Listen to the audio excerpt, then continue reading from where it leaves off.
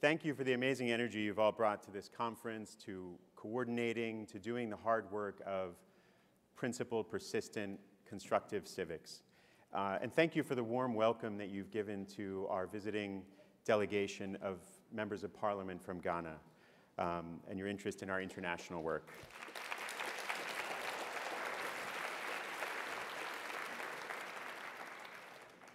So right now I have the privilege of introducing our closing keynote speaker. Rachel Kyte is Dean of the Fletcher School at Tufts University. This is one of the most trusted centers of learning for diplomats around the world. This is education and empowerment work that they do at Fletcher, helping key leaders who often work quietly, away from the headlines, to make the world work for everyone. Rachel is a tireless climate leader on the world stage, a great champion of carbon pricing, and an always constructive collaborator who helps other people to succeed. In the years before and after the Paris Agreement, she was World Bank Vice President and Special Envoy for Climate.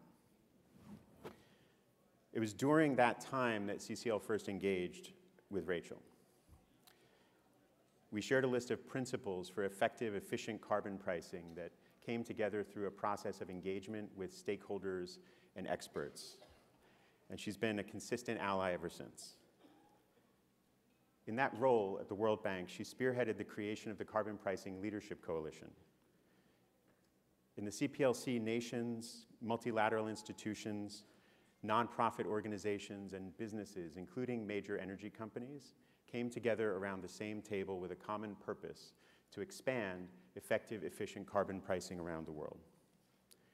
Her work was instrumental in creating the conditions for the 2015 Paris Agreement to become a cornerstone of international law. She later served as Special Representative of the United Nations Secretary General and CEO for Sustainable Energy for All. The mission there was to bring sustainable, clean energy to everyone, everywhere by 2030. When the ripple effects of the COVID pandemic collided with a background of climate change, worsening food insecurity due to the invasion of Ukraine, debt distress among dozens of nations, and inflation, she was called by the United Nations to become a key leader on the Global Crisis Response Group on Food, Energy, and Finance. And I have to say that we are deeply grateful for the partnership of the Fletcher School in the Earth Diplomacy Leadership Initiative, which we co-coordinate with them. Please help me welcome Rachel Kyte to the stage.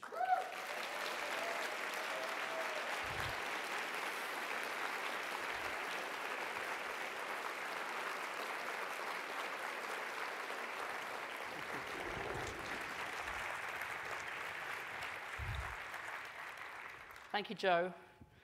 Wow, it's a full ballroom. I used to DJ when I was younger.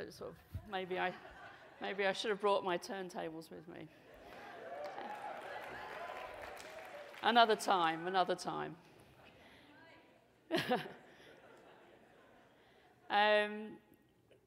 I walked in and listened to that amazing session with our military leaders on American security or security and climate change, I wondered what I should really say to a room that represents the dedicated vanguard of people who are committed to helping their communities, local and global, to stay on the right side of history.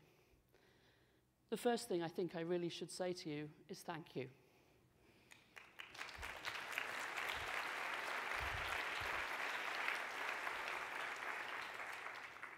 The next thing I wanted to say, but I think the last few days mean this isn't perhaps the right thing, is breathe.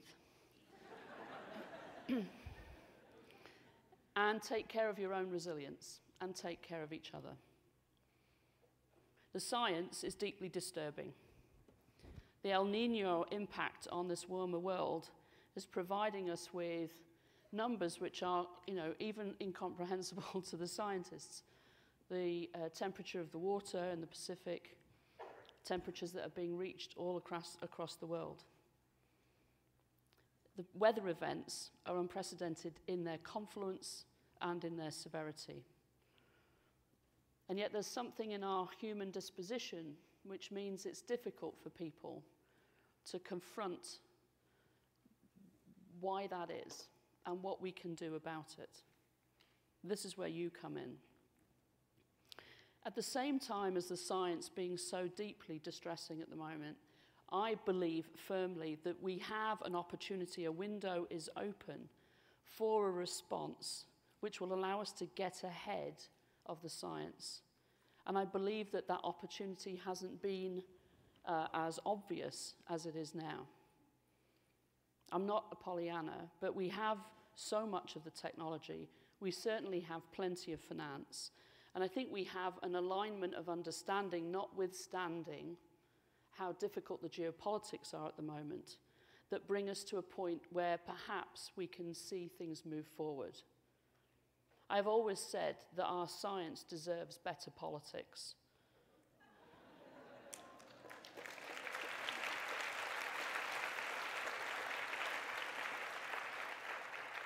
But it is our politics that is getting in the way of existing innovation, of existing understanding, of existing compassion, and of existing community leadership and science.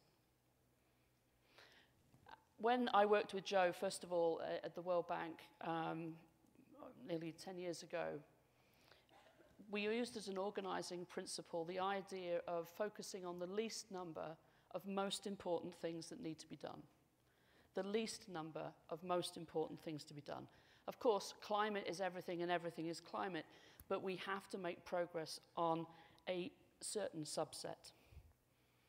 These are issues which are familiar to you. 3 systems that must be changed: the energy system, the food system, and the financial system. 3 deep system reforms issues intertwined. We must, at the same time, end our war with nature, and we must do all of that with justice. So to energy, we have to ramp up the green and ramp down the brown. We can't do one and not the other. The ramp up of the green has to be fair. It has to reach everyone. It has to be enabling. And the ramp down of the brown has to focus on the largest emitters. And the prices that we have to pay in these ramp downs and ramp ups do fall disproportionately on those that brought us to the brink of this emergency. Now, that sounds all very easy, but it's very difficult. The disciplining factor has to be the net zero that we will reach at the end of our transition. And so, yes, in some places, gas will be an option for a longer bridge than a shorter bridge. In some places, hydrogen is going to be grey before it gets green. In some places, it really means about going straight to new renewables. In some places, it will be nuclear. And we have to be able to be disciplined enough to hold slightly different answers for different geographies and for different stages in the transition. There is no one way to move through a transition. And we must bring everybody with us. And I heard the question about minerals before. There are plenty of minerals for this transition. But we have to make some really tough choices about whose landscape we want to manage in order to get them, who will have to front up to that decision. So if we want it all to be in Africa, then we need a different dialogue with Africa. And we need a different relationship with China. If we want to source it at home, then we need to invest differently in some of the technologies on the coast, and we have to have different conversations around permitting on land. The last thing we should be doing is digging up the seabed, because we just don't know. We just don't know what the impact of that will be.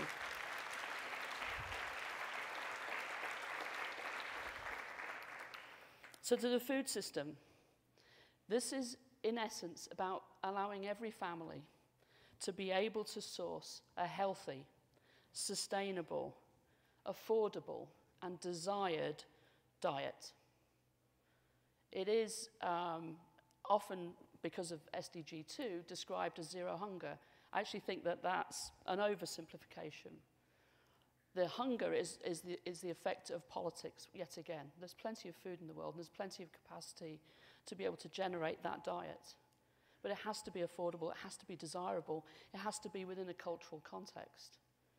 I think this is something that we're well able to do, but again, we don't see sustained focus on it. And in both fuel or energy and in food, we have harmful subsidies. The fact that our subsidies into the energy system are twice as big now as they were before the pandemic, despite the fact that there was a window when the pandemic first hit that we knew that we had an opportunity to build back better. We knew we had an opportunity to reset, and we didn't do it.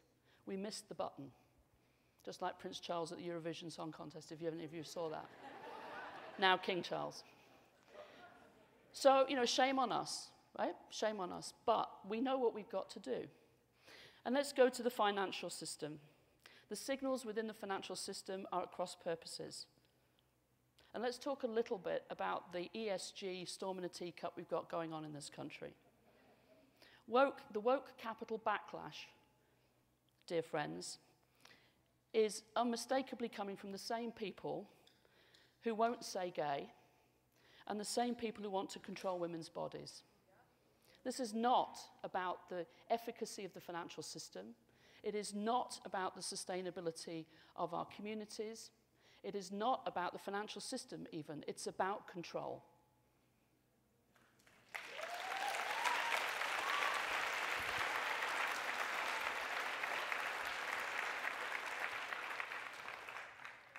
So don't mistake it. Don't think you can logically explain it away. It is what it is, and it requires a political response. I wrote recently about what's going on in the insurance industry, here and elsewhere. And the impact of the ESG backlash is to propel green hushing, where companies are embarrassed or slightly afraid or unsure of pushing out their credentials in being smart risk managers in a world of a deep set of transitions related to climate change. But the evidence is that while they may be going quiet and lying very still while the political winds blow over their heads, companies are not actually changing the algorithms and the way in which they are thinking about these risks, because the risks are far too apparent and staring at them. And in fact, they are charging towards them in many cases, risking everything. So this brings us back then to a fundamental question of who stands up and calls this out. So in a world where everybody must be engaged, we have to ask why it is that government has done so little in so many countries to put in place the guardrails for an energy transition, the guardrails for a food systems transition, and the guardrails for a financial transition. Why is it that so much of this work has to be done within a voluntary framework?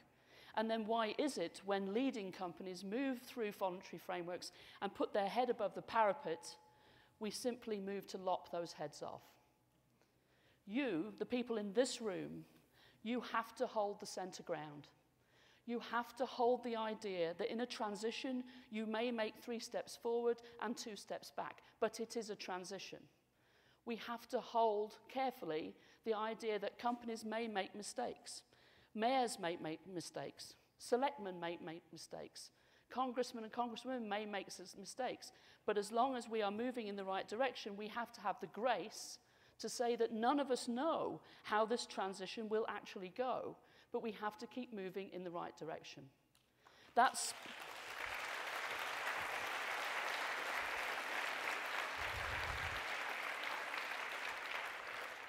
space does not exist in our politics here. It doesn't exist in our politics where I'm from, the United Kingdom, or in many countries around the world. And in fact, in countries where democracy is really up for grabs, and I would include the UK and the US in that at the moment, but also India, also Brazil, also South Africa, also Indonesia and elsewhere, we have to hold that center ground. So we're in a suboptimal position, but we have most of the ingredients of what we want. At the United Nations, the Secretary General put a red line around greenwashing in Sharm el-Sheikh at COP27. What did he mean by that? He meant that we are dependent upon the voluntary actions of cities and mayors, the voluntary actions of companies and financial institutions, as well as the bound actions of governments under the Paris Agreement. And yes, governments should be doing much more to enable those voluntary actions to eventually become regulated ones. But while we wait for that to happen, We have to hold people accountable for their net zero pledges. Advertising standards authorities now in the Netherlands and also lawsuits in California are starting to push on companies that have made big pledges and have made commitments, perhaps using the voluntary carbon markets as ways to get there, and sort of said, no, if you're going to call yourself carbon neutral, you need to be able to scientifically show how that is the case.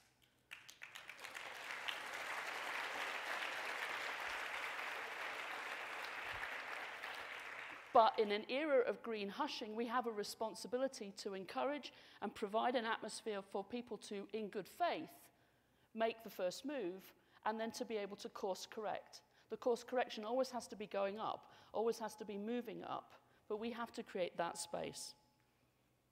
It's necessary to hold everybody to account, but it's also necessary to encourage faster action. You know, why is it that the Chevron shirt price is much higher than BP's?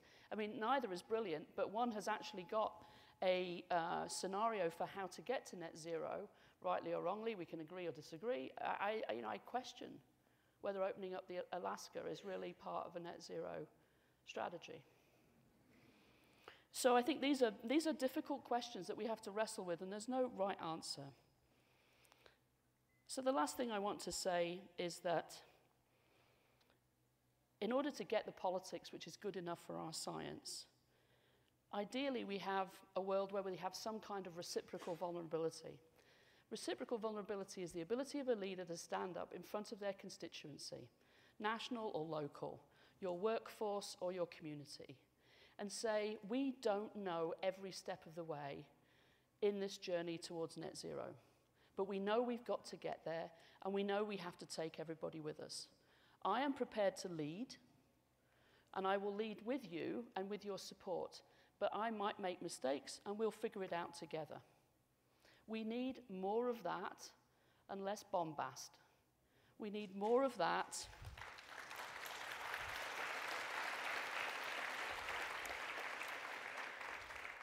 We need more of that, and we need less sort of shilly-shallying, you know, backwards, forwards, well, I said that, but I really meant that, and the other general things that happen at the moment. And it's really up for us in this room to figure out how we create the space and elect the leaders that will do that. When I first came to this country, it was at the invitation of Bella Abzug, the congresswoman from New York. Yeah. She was a remarkable force of nature, utterly terrifying to work for. But she used to scream, you know, I don't want to be mainstreamed into a polluted river. And I just can't get that image out of my mind. Because as we change our financial system, we change our food system, and we change our energy system, these have to be systems that not only are greener and cleaner, they have to be more equitable, they have to serve everybody. And if we can serve everybody, we will serve ourselves better. Bella, if you're listening, I'm doing everything I can, and the people in this room are doing everything they can. Thank you.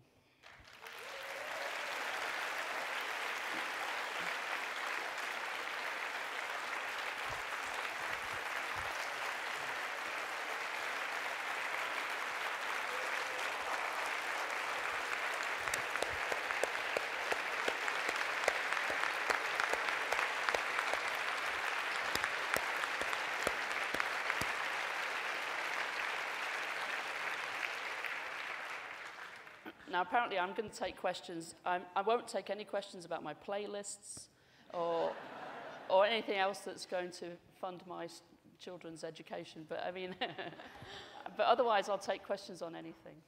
All right, so we do have cards on the tables. We'll have time for a couple questions. Folks can write them down, wave them around. We will answer or ask them from back here. So to start off, I would love if you could just tell us a little bit about. We're back here. Right, straight back here. Oh, thank you.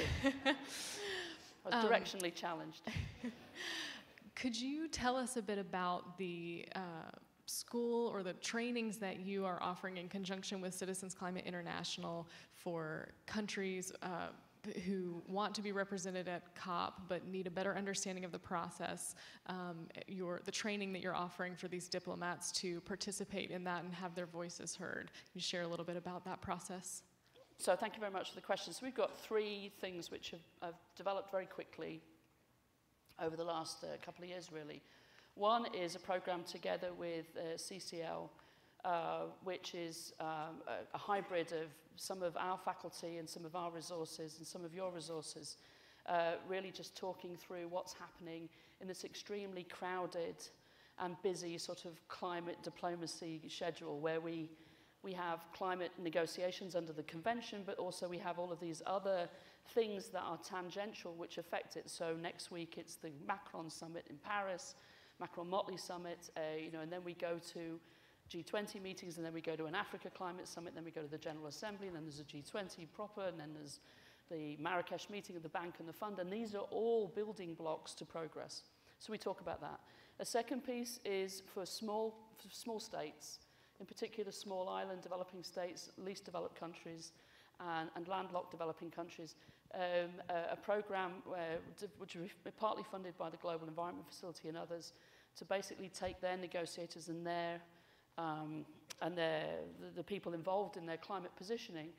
And it's the idea is not only to give them sort of training in terms of the issues, training in terms of how to negotiate, but also importantly how to build cohorts, because it's when you know somebody in the room that you start to be even more effective. So the building of cohorts is very important.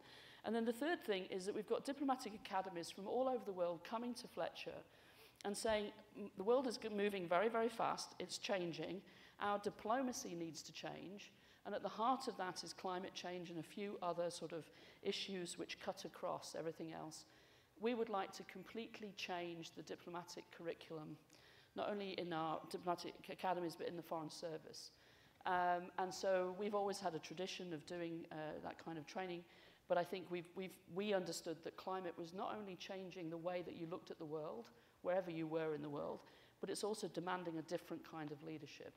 And so adaptive leadership training for diplomats is something that we're now doing based on the substance of climate and digitalization and everything else.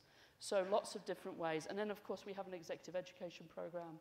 I've just finished yesterday teaching a master class where any of you can apply and be in a class with me. So I learn as much from you as you do from me, believe me.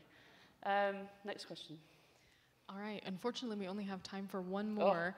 But this person is asking for your perspective on why the U.S. has so far been slow to adopt carbon pricing, and what might be a way to speed it up.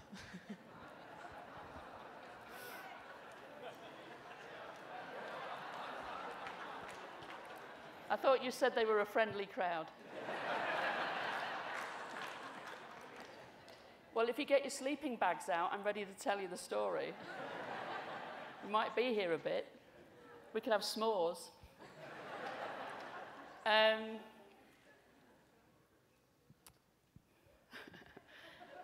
What's the short, polite way to say this? Yeah, right. Sure, okay. There are reasonable economists can disagree with reasonable economists about the importance of carbon pricing. It's on its own, it's not enough, right? We need policies that drive energy efficiency or circular economy dynamics across all sectors. That has to be in place. I mean, it's quite remarkable to me how little of the world's economy is actually covered by sufficiently stringent energy efficiency standards. I mean, it's quite remarkable. So we need all of that. We need other signals. But at the end of the day, one of the quickest and easiest ways to get to the action we want is that price. Obviously we've seen certain states move, and we've seen states work well together. Reggie in the Northeast, California at times. So we've seen good things happen, but the federal system and the Washington politics around this have been preventative. When I lived here, which I did for a long time before I moved up to Boston, I was always amazed by how many people were prepared to sort of stop you in the corridors on the Hill or close by and say, you know, if we had different Republican leadership, there's at least 150 votes for carbon pricing, and, or 100, or 80, or 200, or whatever. It was, you know, but the idea being that all of these very intelligent and elected representatives who know what's good for their constituents and their constituency were just cowed by the party's leadership. Well, what has to happen? What has to happen for you to just turn around and say, no, my constituents need this? George Barakis, who's sitting here, young guy, graduated Tufts, he's out there organizing Republican constituencies to talk to Republican members of Congress about why Republican members of Congress need to be taking care of their constituents. And until that happens,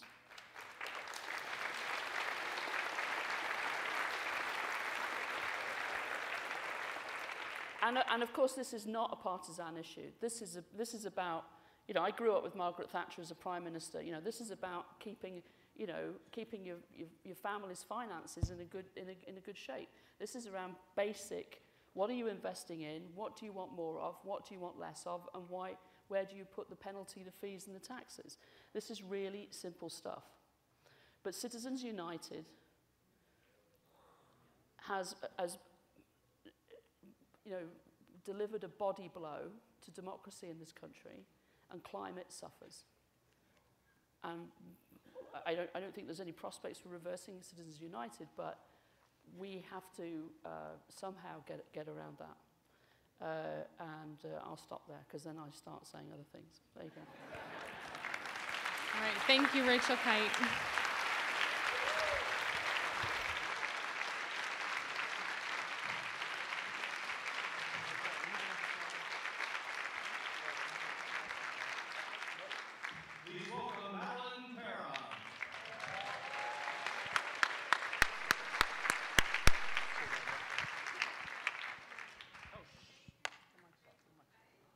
What's that? Her mic's off. It's off. Yeah. Turn it on. It's okay. I'll take the start. Here we go. Here we go. Here we go. Yes? Okay, all right, good, because I'm not walking around. Well, I want to say thank you to Rachel Kyte. Rachel, I think Bella Abzug would be completely pleased at the voice you are in the world. I know we are.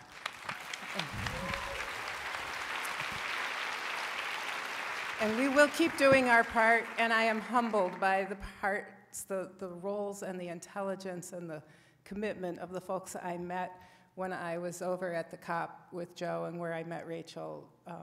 It's awe-inspiring and humbling. So before I send you off to dinner, just real quick, you're going to have dinner, you're going to keep planning your lobby meetings, because that's how you are. You're going to, I hope, play together tonight, and then you're going to have a good night's sleep, right? So you do great things on the Hill. I want to just take a quick moment to thank everybody who's worked so hard to make this conference a success. That includes our event planner, Allison Kubisco, our IT staff, and if all the staff would just stand, please, and just wave, our regional coordinators, and yeah, and every single member of the staff, our communications team, all of them. Yeah. You know, every single staff member, intern, and fellow at this event came with a list of jobs to do that was put together by a staff member on a spreadsheet so that we could run like clockwork and handle all the complications. So thank you again to the staff. Tomorrow morning at 8:15 a.m., just to remind you, we want to take that iconic picture on the Capitol steps, so be there. And we will see you at the reception tomorrow night at 7 and hear from Representative Scott Peters. Have a fantastic day. Get lots of hugs. See you.